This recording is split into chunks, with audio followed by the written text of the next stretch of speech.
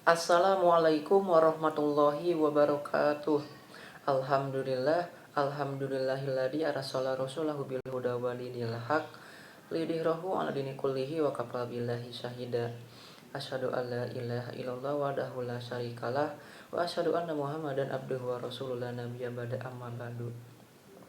Pertama-tama dan yang paling utama, marilah kita panjatkan puja beserta puji kepada Zat Ilahi Robi, yang mana atas berkat dan karunia-Nya kita masih diberikan umur, kita masih diberikan kesehatan, dan kita masih diberikan kenikmatan pada pagi hari yang cerah ini. Salawat beserta salam semoga tercurah limpahkan kepada baginda tercinta, panutan kita semuanya, idola kita semuanya, yakni Habibana wa Nabiyana wa Maulana Muhammad Sallallahu Alaihi Wasallam. Tak lupa kepada para sahabatnya, kepada para tabiin tabiatnya, dan mudah-mudahan kita selaku umat di dalamnya. Amin amin ya Allah ya Rabbal alamin. Baik teman-temanku sekalian, di sini saya tidak sendiri. Di sini saya ditemani oleh Reza Hanagani Humayro dan Sekar Nisrina Salsabila. Di sini kami akan melakukan suatu presentasi mengenai koloid mayones. Adapun tujuan percobaannya, yang pertama memahami koloid, yang kedua mendeskripsikan proses pembuatan mayones, yang ketiga mengetahui sistem dan sifat koloid pada mayones.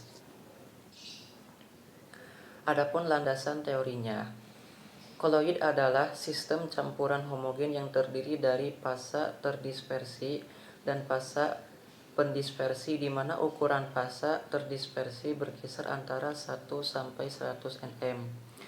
Jenis koloid dibedakan menjadi dua, yaitu jenis koloid berdasarkan fasa terdispersi dan medium pendispersi, dan jenis koloid berdasarkan daya tarik antara fasa terdispersi dengan medium pendispersi. Berdasarkan fasa terdispersi dan medium pendispersinya, koloid dibedakan menjadi beberapa jenis, di antaranya 1. Fasa terdispersi cair dan fasa pendispersinya medium pendispersi gas. Yang kedua, fasa terdispersinya padat dan fasa pendispersinya medium pendispersi gas. Yang ketiga, fasa terdispersinya gas dan fasa pendispersinya medium pendispersi cair. Yang keempat, fasa terdispersinya cair dan fasa pendispersinya medium pendispersi cair. Yang kelima, fasa terdispersinya padat dan fasa pendispersinya medium pendispersi cair. Yang keenam, fasa terdispersinya gas dan fasa pendispersinya medium pendispersi padat. Yang ketujuh, fasa terdispersinya cair dan fasa pendispersinya medium pendispersi padat. Dan yang terakhir, yang kedelapan, fasa terdispersinya padat dan fasa pendispersinya medium pendispersi padat. Baiklah, sedangkan jenis koloid berdasarkan daya tarik antar fasa terdispersi dengan medium pendispersinya, koloid dibedakan menjadi koloid liofil dan koloid liofob.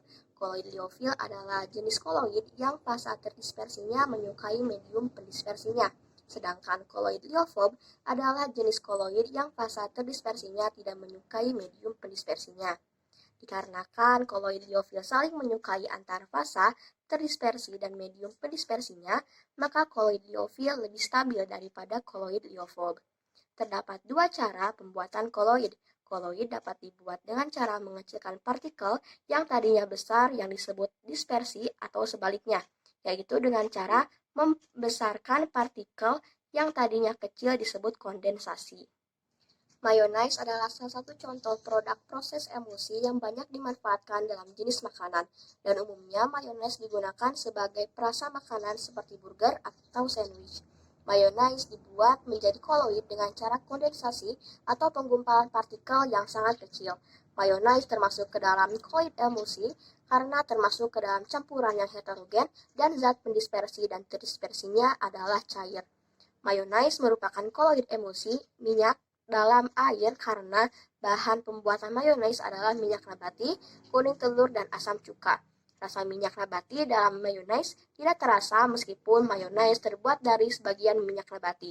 Hal ini dikarenakan setiap molekul minyak nabati dikelilingi oleh mikromolekul dari larutan asam.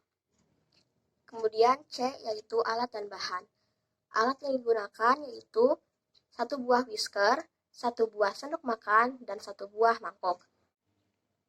Adapun bahan yang diperlukan yaitu 1 butir kuning telur, 15 ml perasan jeruk nipis, kemudian 300 ml minyak sayur, lalu 5 gram garam, dan 2 gram gula. Kemudian D. Prosedur. Langkah pertama yang harus dilakukan yaitu masukkan kuning telur ke dalam mangkok. Kedua, tambahkan perasan jeruk nipis ke dalam mangkok lalu aduk dengan whisker.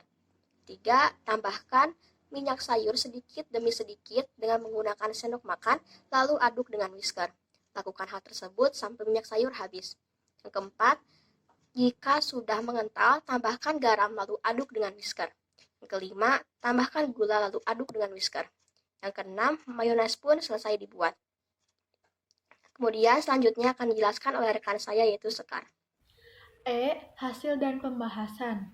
Berdasarkan pengamatan, 1 butir kuning telur, 15 ml perasan jeruk nipis, 300 ml minyak sayur, 5 gram garam, dan 2 gram gula mengalami perubahan volume dari yang awalnya cair menjadi kental dan mengalami perubahan warna dari yang awalnya kuning berubah warna menjadi kuning pucat ketika diaduk rata.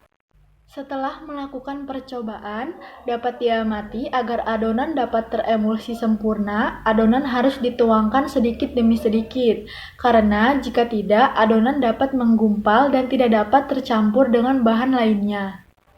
Pada mayonaise, bagian yang terdispersi adalah minyak sayur, sedangkan bagian yang mendispersi atau media pendispersi adalah perasan jeruk nipis. Ketika membuat mayonaise, campuran yang terbentuk bukanlah larutan, melainkan heterogen, karena campuran tersebut berasal dari minyak dan air.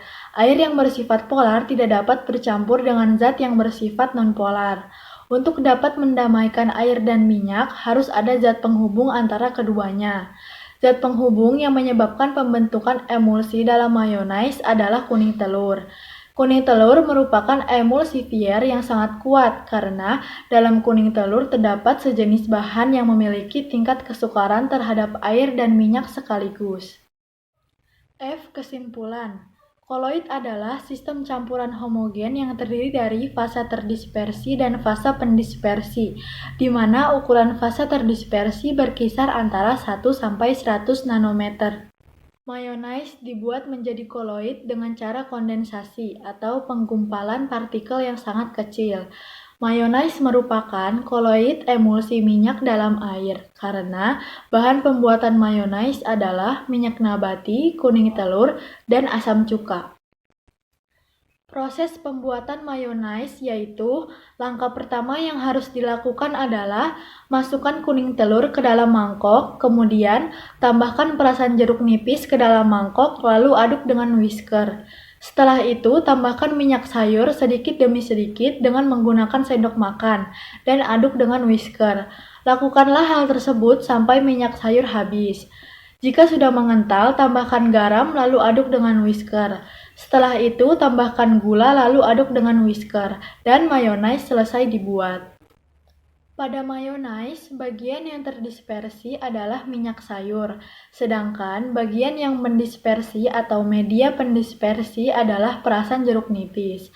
Ketika membuat mayonaise, campuran yang terbentuk bukanlah larutan, melainkan heterogen, karena campuran tersebut berasal dari minyak dan air. Air yang bersifat polar tidak dapat bercampur dengan zat yang bersifat nonpolar. Untuk dapat mendamaikan air dan minyak, harus ada zat penghubung antara keduanya. Zat penghubung yang menyebabkan pembentukan emulsi dalam mayonaise adalah kuning telur. Kuning telur merupakan emulsifier yang sangat kuat karena dalam kuning telur terdapat sejenis bahan yang memiliki tingkat kesukaran terhadap air dan minyak sekaligus. Berikut daftar pustaka. Terima kasih, sekian presentasi dari kelompok kami. Mohon maaf apabila banyak kekurangan. Wabillahi taufiq wa hidayah. Wassalamualaikum warahmatullahi wabarakatuh.